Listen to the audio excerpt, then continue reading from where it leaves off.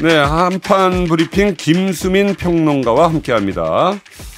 자, 윤석열 대통령의 국정 수행 지지율 이번 주 내에 반등 여부가 관심을 모았습니다. 취임 후 처음으로 오늘 30%대가 깨졌다. 여론조사. 오늘 뉴스 많이 나왔습니다. 네, 한국갤럽이 지난 26일부터 28일까지 3일 동안 전국 18세 이상 성인 남녀 1,000명을 대상으로 조사를 한 결과인데요. 윤석열 대통령이 직무 수행을 잘하고 있다라고 응답한 비율은 28%, 잘못하고 있다 응답한 비율은 62%로 집계됐습니다. 지난주보다 긍정평가 4%포인트 하락이고요. 부정평가는 2%포인트 증가를 했습니다. 18세, 29세 연령대 그리고 60대에서는 각각 9%포인트나 하락을 했고요. 네. 윤 대통령 직무수행 부정평가 이유로는 인사 21%, 경험 자질 부족 무능한 8%, 경제 민생을 살피지 않는다 8% 이렇게 지목이 됐습니다. 정당 지지도는 국민의힘 민주당 둘 다 36%를 기록했습니다. 인사가 결국 제일 많네요. 21%. 네, 그렇습니다. 네. 자, 집권여당 국민의힘의 위기의식도 고조되고 있습니다. 자, 그런가 하면 오늘 배현진 의원이 최고위원직을 사퇴하면서 지도체제가 흔들리는 거 아니냐라고 보고 있어요. 네, 배현진 의원은 오전 최고위원회 회의가 끝난 직후에 사퇴를 선언했습니다. 윤석열 정부가 지난 5월 출범한 이후 국민이 저희에게 많은 기대와 희망으로 잘 해보라는 바람을 심어주셨는데 저희가 80여일 동안 속 시원한 모습으로 충족시켜드리지 못했다. 당 지도부의 한 사람으로서 송구하다라는 입장을 밝혔습니다. 최고위 연쇄 사퇴에 대해서 비대위 전환 가능성이 높아진다는 관측이 나오고 있는데요. 최고위원 9명 중 현원이 7명이고 이들 중 과반인 4명 이상이 사퇴를 하면 최고위원의 기능이 상실된다라는 해석도 나오고 있습니다. 한편 권성동 원내대표는 용산 전쟁기념관에서 열린 사단법인 공정한 나라 창립 발기인 총회 참석해서 배현진 의원을 의식한 듯 정부가 출범한 지 2달이 조금 넘었는데 2달 동안 뭔가 새로운 것을 해서 국민들을 편하게 해달라는 요구 자체가 무리였다고 생각이 든다라고 밝혔습니다. 네. 그러면서 최고위원 사퇴와 비대위 구성 문제에 대해서는 전례를 보면 최고위원 총사퇴를 한 후에 비대위가 구성이 되었다. 일부 사퇴로 구성된 전례는 없다라고 밝혔고요. 당원 당규상으로는 기획조정국에 좀 더 유권 해석을 받아봐야 할 것 같다라고 말했습니다. 네. 자, 오늘 한번 이야기를 나눠보겠습니다. 자, 정부 초기에 지지율이 30% 선이 무너졌다. 이게 흔치 않은 일이죠? 그렇죠. 그렇죠. 이게 지금 윤석열 대통령이 어떻게 해야 될까요, 이제? 글쎄요. 제가 논평에다 하긴 했는데 별로 기대는 하지 않습니다. 이게 좀 구조적인 문제라서요. 왜냐하면 이분들이 네. 경선 때도 그렇고 본선 때도 그렇고 집권 이후에도 그렇고 중도층을 포괄하는 전략을 세워야 되는데 네. 항상 중도층을 배제해 왔거든요. 사실 선거운동을 한 것도 보게 되면은 선거운동이 당선운동이 아니라 낙선운동을 해왔어요. 근데 그럼에도 불구하고 어차피 이겼지 않습니까? 이겼는데 그 원인 파악을 잘못하는 겁니다. 자기들이 잘해서 이겼다라는 거예요. 그래서 그분들 얘기하는 걸 들어보니까 뭐라고 얘기를 하냐면 김정일 위원장을 내친 게 승인이었다. 그다음에 이준석은 분탕질만 했다. 그럼에도 불구하고 우리가 잘해서 이겼다. 이렇게 생각을 하는 거거든요. 네. 그러니까 집권한 후에는 이제 자기들이 갖고 있는 생각 그대로 가는 거죠. 네. 하다 보니까 자기들 내부에서도 쳐내게 되는 거고. 그래서 결국은 뭐냐면 남는 게 인사도 결국 윤핵관과 검찰이거든요. 그 인사의 원리가 이제 능력주의인데 그 뽑아놓고 나니까 알고 보니까 뭐였습니까? 학벌주의에다가 자기 연고주의거든요. 자기랑 연고 있는 사람. 네네. 그 능력 있는 사람 누구예요? 내가 아는 그 사람. 학벌 좋은 사람. 이렇게 되는 거고.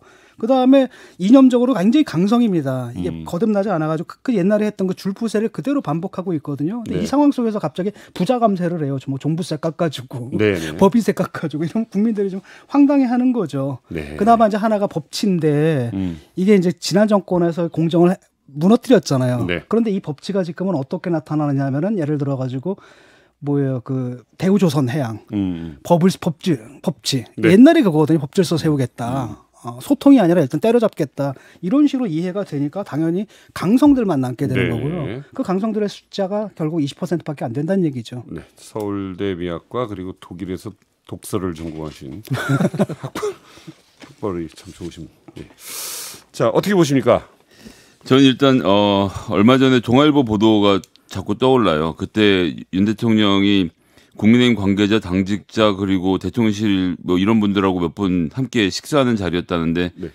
지지율 0%, 1%가 나와도 바로 잡아야 할 것들은 제대로 바로 잡고 싶다 이렇게 얘기를 했다는 거예요. 네. 그래서 이제 문재인 정부 5년의 각 분야에서 이루어진 문제 사례를 쭉 열거하면서 북한 어민 강제 북송 사건, 탈원전, 공무원 증언 뭐 이제 이런 얘기들을 쭉 언급하면서 이를 바로 잡으려면 반대 세력 반발했겠지만 놔두고 갈 수 없다. 바르게 바로 잡아야 된다라고 하면서 누구를 징계하는 차원이 아니라 비정상을 정상화시키는 일, 인기가 없고 지지율이 떨어질 수는 있지만 대통령이 간과해서는 안 되는 것이라고 하고 이 기조대로 하시고 계신 것 같아요. 뭐 네. 어민 문제도 그렇고 지금 사람들은 관심을 자꾸 끊고 있는데 어민 문제로 잘 안 되니까 최근엔 또 통일부하고 과학기술부도 블랙리스트가 있다고 압수수색을 서로 또 시작하셨더라고요. 그래서 이 문제들, 그러니까 이제 사법 처리가 돼야 되는 대상들을 문재인 정부나 경찰이 눈 감아주고 감싸줬던 것들을 이번에 일거 해소하면 다시 국민의 지지가 돌아올 거라고 생각하고 하시는 것 같은데 네.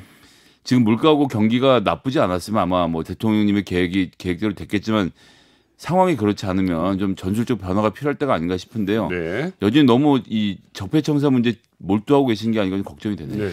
비정상의 정상화는 이거 옛날에 박근혜가 했던 거예요. 그리고 지금 문제는 뭐냐면 정치의 영역이 사라져 버렸거든요. 모든 걸 사법의 잣대를 갖다 대니까 네네. 아직 자신이 이제 검찰총장 때 그 코드에서 벗어나지 못한 것 같거든요. 네네. 벗어나야 됩니다. 정치는 대화거든요. 예.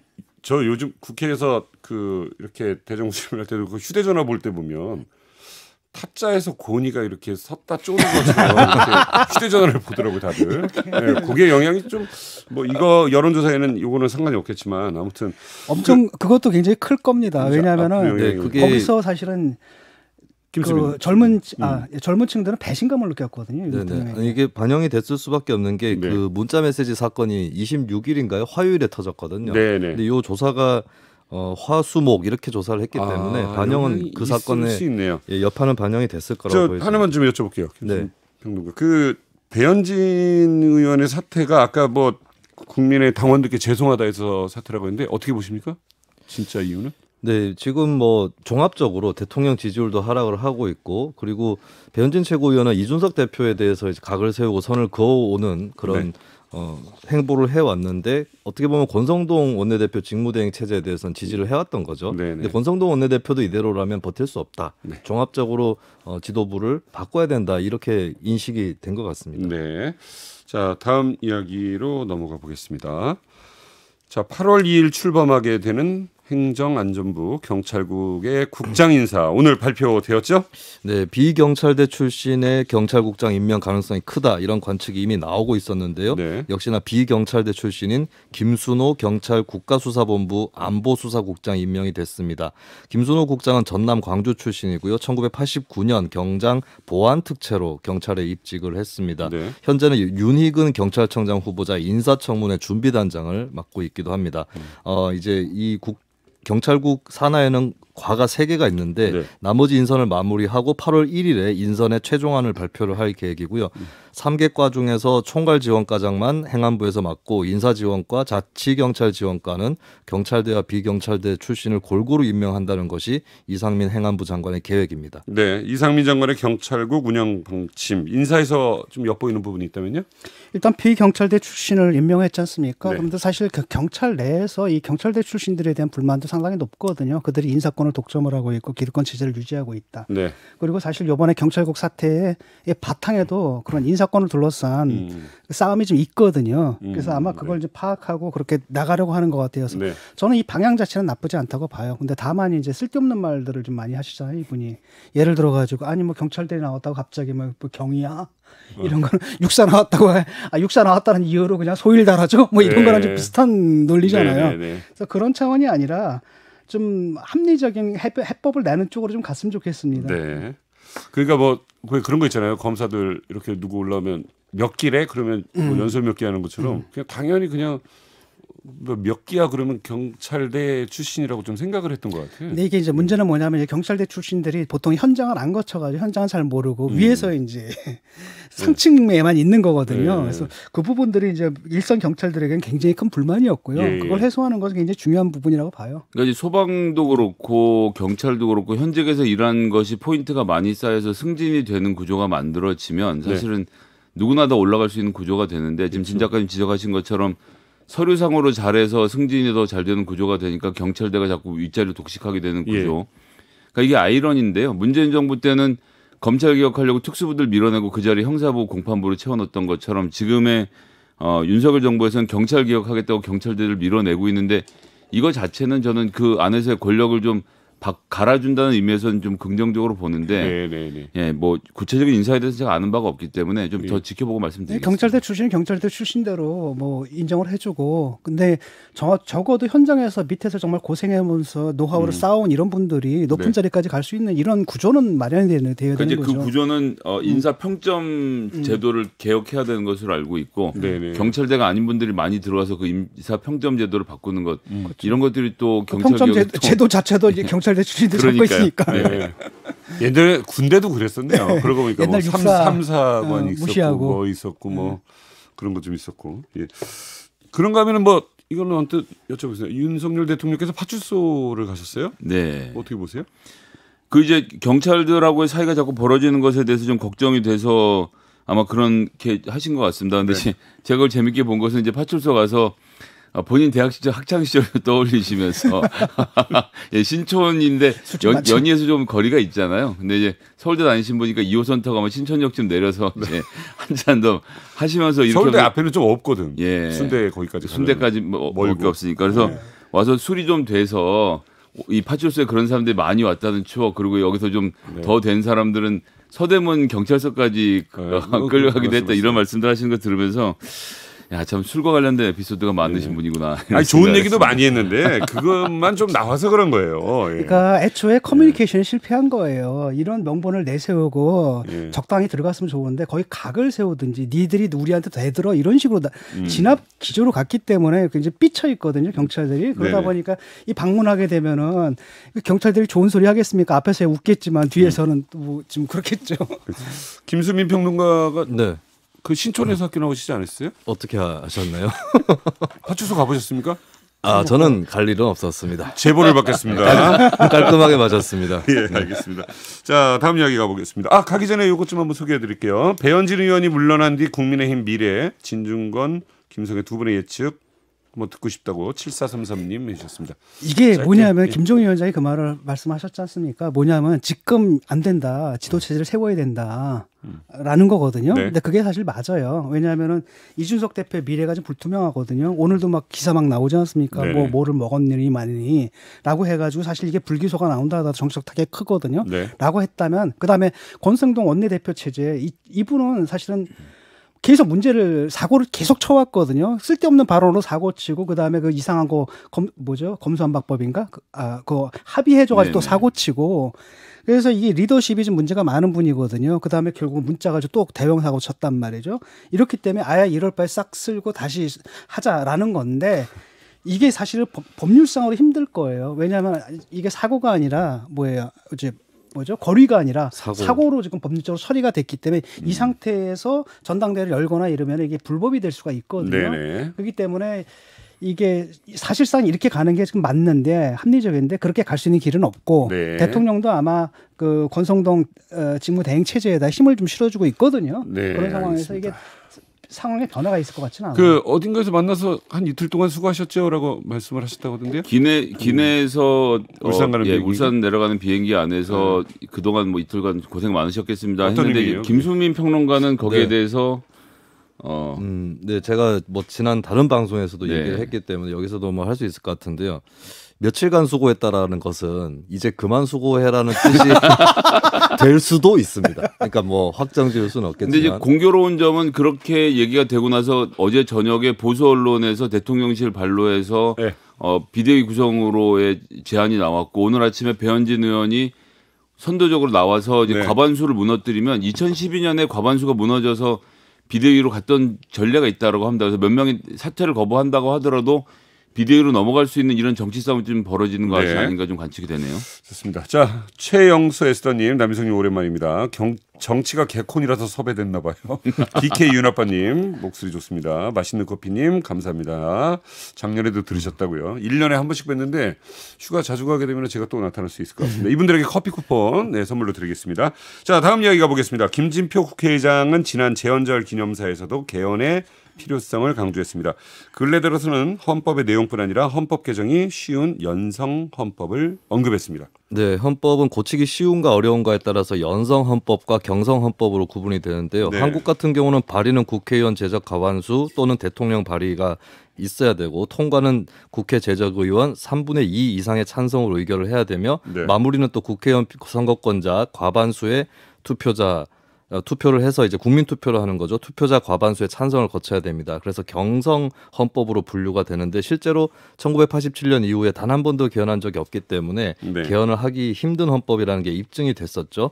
이에 대해서 김진표 의장이 언급을 하기를 개헌 절차를 어렵게 만드는 것은 앞으로 우리 사회 발전을 위해서 좋지 않다라고 하면서 독일의 사례를 언급하기도 했습니다. 독일은 2차 세계대전 후에 69년간 60번 헌법을 고쳤다라고 이야기를 하면서 이를테면 국민 투표 없이 국회의원 3분의 2 정도의 동의만으로 개헌을 할 수 있는 그런 연성 헌법 방향으로 가는 것이 어떤가 이런 대안을 김진표 의장이 제시를 했습니다. 저도 대통령 투표권 그 하고 나서부터 이거 들은 건데 이거 개헌 얘기 뭐 이때쯤 나왔는데 이거 한화이글스 우승이 더 빠른 거 아니에요? 네, 지금 뭐 1987년 이후로 안 되고 있으니까요. 이게 뭐 또 이맘때 이렇게 얘기 나오면 또 없어지는 거 아니에요, 이 얘기도? 아니 지금 개헌이 안 되는 이유는 뭐냐면 국회의원 3분의 2 정도의 동의가 안 돼서 안 되는 거지. 국민투표가 통과가 어려워서 안 되는 거 아닙니다. 아니, 저쪽이 이것만 하다가도, 되면 투표는 그냥 통과가 되게 돼 있는데 네. 문제를 좀 잘못 짚고 있는 것 같거든요. 그래서 지금 이 상황 속에서 필요한 건 뭐냐, 어떤 식의 개헌이 필요한가, 네네네. 이거지. 개헌 절차가 어렵다 이렇게 들어가는 건 제가 볼 때는 이건- 문제 본질을 잘못 짚은 것 같아요. 저는 지금 이제 뭐 국회 구조 자체는 양당의 구조잖아요. 네. 그래서 전체 득표의 한 70% 정도를 가지고 있는 두 정당이 전체 국민의 의사를 대변하는 것이 뭐 현실적으로 그럴 수밖에 없는 상태가 돼 있긴 한데 네. 개헌에 있어서는 전 이게 좀 부족하다라고 생각해요. 그러니까 국민들의 뭐말 그대로 정당 지지도대로 예를 들어서 100명짜리 이 개헌을 전문적으로 한 별도의 우리 선출직 공무원들 뽑는다고 하면 그걸 뭐 개헌의회라고 합시다. 개헌의회라고 하면 민주당 35명, 국민의힘 30명, 그다음에 다른 뭐 진보정당 이런 몫이 들어올 사람들이 만들어져서 이런 데서 헌법과 관련된 개정 논의를 하자는 국민의회 이 개헌의회에 대한 이야기도 나왔었던 적이 있는데 네. 포함해서 고민할 문제지 지금 당장 국회의원들 3분의 2가 동의해서 헌법을 바꾸자라고 하면 국민들 입장에서는 아, 저 사람들 자기들끼리 모여서 내각제 하자는 건가? 라는 의심밖에 불러일으킬 주제가 아니라서 좀 소모적인 말씀이 아닌가 이렇게 생각합니다. 그리고 이거 헌법을 바꾸는 요건을 완화하자는 얘기인데 네. 이 역시도 개헌을 해야 개헌 사항이죠. 이 역시도 개헌을 해야 바꿀 수 있다라고 하는 것입니다. 대치동 재건축이랑 이거랑 안 돼. 이게 언제부터 얘기해 이게? 뭘? 예. 자, 다음 얘기 가보겠습니다. 확실히 개헌 얘기가 재미가 없어요. 예. 그죠? 자, 다음은 민주당 소식입니다. 어제 민주당 대표 경선 컷오프 결과 최종 후보로 선출된 강훈식, 박용진, 이재명 의원 오늘 본격적으로 선거 주자 행보를 시작했습니다. 네, 당장의 97세대 주자 단일화 문제가 부상을 했습니다. 아직까지 강훈식 후보와 박용진 후보 어느 정도 기류차가 있어 보이는데요. 박용진 후보는 단일화에 대해서 가능성을 열어놓은 정도가 아니라 적극적인 입장이다라고 밝혔습니다. 네. 당신과 민심을 반영하는 어떤 방식이든 좋다라고 했고요. 그러면서도 반명연대는 하지 않겠다라고 했습니다. 97세대 2명을 본선에 올려주신 당원 뜻에 받들어 미래현대를 하겠다라고 부연을 했고요. 네. 강훈식 후보는 방식을 열어놓고 고민해야 한다라고 하면서도 지금은 단일화의 시간이 아니라 비전을 이야기할 시간이라고 강조를 했습니다. 또 이재명, 박용진 후보의 경우 전직 대통령 선거 후보로서 출마를 했던 사람인데 비해서 자신은 비전 설명을 하기 전에 그 충분한 시간이 필요한 단계이기 때문에 단일화부터 꺼내는 것은 가혹한 일이다 이런 지적도 있습니다. 네, 이재명 의원 현재로서 특정 주자보다는 사법 리스크가 있다라는 공격을 받고 있습니다. 오늘 이에 대한 입장을 밝혔습니까? 네, 당 대표 후보로서 첫 공식 일정인 셈입니다. 국민통합 정치교체 추진위원회 토론회에 참석을 한 자리에서 이재명 의원이 입장을 밝혔는데요. 자신은 정치개혁을 통해 이 길로 들어온 사람이고 기득권에 빚진 게 없어서 지금도 모든 영역의 기득권으로부터 총공격을 당하고 있다. 하지만 새로운 기회 요인이라 생각한다. 빚진 게 없어 국민께 드린 약속 마음먹은 초심대로 해나갈 수 있다라고 밝혔습니다. 네. 아, 누군가 그 참고인 조사 받다가 그 극단적 선택을 한 김모 씨에 대해서 네네. 추가로 드러난 이야기가 있나요? 네, 법인카드 유용 의혹 관련된 네. 것인데요. 이번에 극단적 선택을 한 김모 씨는 법인카드 결제 지시를 했었던 이 사건의 이제 중심 인물이죠. 배 모 씨와 친밀한 지인으로 밝혀졌습니다. 배 모 씨는 이제 김 씨의 카드로 음식값 일부를 결제를 한 다음에 네. 이걸 취소하고 법인카드로 결제하는 수법을 써왔고요. 김 모 씨에 대해서 추가로 알려진 바는 2009년부터 2018년까지 국군 기무사령부 장교를 지내면서 성남 일대에서 업무를 담당을 했었고 전역 후에는 경기도 경제과학진흥원 그러니까 이재명 의원 측근으로 꼽히는 몇몇 인사가 포진하기도 했었던 네. 이 경과원에 몸을 담기도 했었다라고 하는 것이 드러났습니다. 네. 오전 국회에서 열린 당내 경선 공명선거 실천 협약식이 끝난 다음에 이재명 의원에게 취재진이 이 숨진 참고인과의 관계를 질문을 했는데 이 의원은 아무 대답을 하지 않은 채로 현장을 일단 떠났습니다. 이야기는 그걸로 하면 어때요? 그 97그룹 단일화 얘기를 하는데 그 단일화를 해도 이재명 후보한테 안 되는 거 아니에요? 수로는?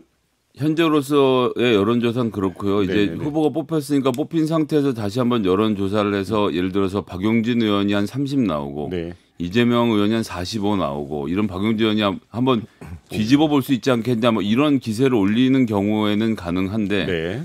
지금까지 나왔던 여론조사로 놓고 보면 2하고 3을 더해도 2를 앞서진 못하고 있죠. 이게 이제 단일화 얘기가 되려면은 네. 이게 두 사람이 단일화를 해서 비슷해지거나 아니면 이길 수 있음을 보여줘야 되는데 그렇죠. 그런 상황이 아니라서 단일화가 지금 힘을 빠진 데다가 네. 두 사람이 지금 생각이 다르거든요. 그러니까 박용진 같은 경우에는 비주류로서 그 나름대로 당내에서 좀 쓴소리를 많이 해왔어요. 그래서 당 혁신에 대해서 어느 정도 진정성 같은 것들이 있는데 있고요. 네. 그러면서 또 한편은 이번 기회에 또 뭐 자기 경력을 쉽게 말하면 정적 경력을 쌓겠다는 의도도 네. 있겠죠. 반면에 이제 강훈식 의원 같은 경우는 그런 게 별로 없거든요. 내가 볼 때는 그 네. 쓴소리한 기억이 잘 안 나고 그러니까 결국은 이번 대선을 통해서 자기 자신을 알리겠다는 게 크기 때문에 네. 어떤 대의를 위해서 내가 희생하겠다 이런 것들 그 길을 갈 것 같지가 않아요. 가능성은 있어요, 단일화? 저는 지금 상태에서는 박용진 의원이 조금 전에 말씀드렸던 대로 그렇게 막 엄청나게 잘 나오는 여론조사 결과가 있지 않으면 네. 그 이길 가능성이 없는데 강훈식 의원이 왜 자기 입을 닫고 박용진 의원의 입만 열어주는 물론 단일화를 했는데 강훈식 의원으로 단일화될 수 있겠지만 방식도 서로가 원하는 게 다른 네. 거고. 예, 뭐 당연히 다르겠지만 강훈식 의원 같은 경우는 이제 충청도로 마산. 또 이제 비수도권에서의 자기의 존재감을 알리는 게 더 중요하기 때문에 그렇죠. 그리고 이제 본선 진출비용이 8천만 원이나 됩니다. 8, 9천 한다고. 예, 그 이제 그 비용을 내고 전당대회를 치는 것이기 때문에 예. 예, 하루 감사합니다 하고 그만둘 수 있는 사람은 없습니다. 예, 뭐 그 전에 이제 둘이서 공유하는 정책 목표가 없어요. 제가 볼 때 공유가 안 돼요. 네. 하신 말씀. 예. 그리고 참고로 추가로 좀 전해드릴 소식이 있는데요. 네. 박용진 의원이 오늘 SNS에 글을 올렸는데 네. 진중권 작가께서 어차피 이재명 당이 될 것이라고 했었던 그 발언을 네. 담은 뉴스를 링크를 해두면서 네네네. 박용진 의원이 틀렸다는 걸 보여주겠음이라고 SNS에 예. 오늘 게재했습니다. 틀렸다는 것을 보여주시기 바랍니다. 적극 응원하겠습니다. 응원하지 말라고 그렇게 부탁을 했는데 그러니까 나보고 응원하지 말라 그러더라고. 근데 중건 형님 왜 이렇게 순해지고 있어요 요새? 너무 몰캉몰캉해지신 거 아니에요? 박용진 의원께 한마디 해주세요. 아니 제가 지난번에 응원하겠다라고 했더니 네. 뭐 그냥 네. 절대 하지 말라고. 나 떨어뜨릴 일이냐고. 절대 응원하지 말라고. 진중권 교수님의 응원은 큰 도움은 안 된다. 현재 구조로서도 큰 도움이 안 되는 게 아니라 완전히 마이너스가 된다는 거죠. 70%는 당원의 의사를 반영해서 당 대표를 뽑고 있기 때문에 네. 진중권 작가님의 응원이 어떤 파장을 미칠지에 대해서는 네. 그때 그냥 안색이 그냥 사색이 돼가지고 절대 안 된다고 그러더라고요. 아니 시간이 남는데 다음 얘기 가지 말고 오늘 한 얘기 중에서 좀 하나 더 가보시죠. 자, 법인카드 유용 문제 민주당 전당대회에서 이재명 사법 리스크가 크게 불거질 수밖에 없다라는 이야기. 이건 어떻게 보십니까? 이게 좀 이거 좀 그렇지 않습니까? 지금 벌써 네 번째잖아요. 그러게. 네 번째고 그래서 이거 그다음에 이제 계속 새로운 사실들이 나오고 있는데 이분이 그냥 뭐 누구의 지인 정도가 좀 아니지 않습니까? 연루된 것들이. 그래서 이게 좀 리스크가 좀 커지고 있다는 생각이 드네요. 김수민 평론가님. 네. 법인카드 문제는 이제 다른 뭐 성남FC나 백현동, 대장동 의혹에 비해서 네. 사건의 줄거리가 좀 간단한 편이거든요. 네. 그리고 이미 관계된 식당이라든지 이쪽에 몇 군데를 이제 압수수색을 했었습니다. 그래서 좀 조속하게 결과가 나올 가능성이 더 크기 때문에 네. 전당대회 때 변수가 될 가능성이 좀 높다고 볼 수 있겠습니다. 네. 뭐 여기에 대해서는 추가로 말씀하실 거 없으십니까? 예, 이제 129군데를 압수수색했다는 것은 뭐냐 하면 거기에서 먹은 메뉴를 압수를 했다는 얘기예요. 그러니까 그날의 POS에 찍힌 구체적인 메뉴 내용을 보겠다라고 하는 것이죠. 네. 왜냐하면 보통 영수증으로 제출할 때는 총액만 나오고 메뉴가 안 나와 있거든요. 그래서 실제로 먹은 건지 아니면 안 먹은 것까지 구분해서 기소를 하겠다는 거라서 예. 그래서 경찰을 굉장히 악착같이 하고 있다는 인상을 좀 주네요. 좋습니다. 자, 오늘도 김수민 평론가님과 함께했습니다. 고맙습니다. 네, 감사합니다. 좋아요.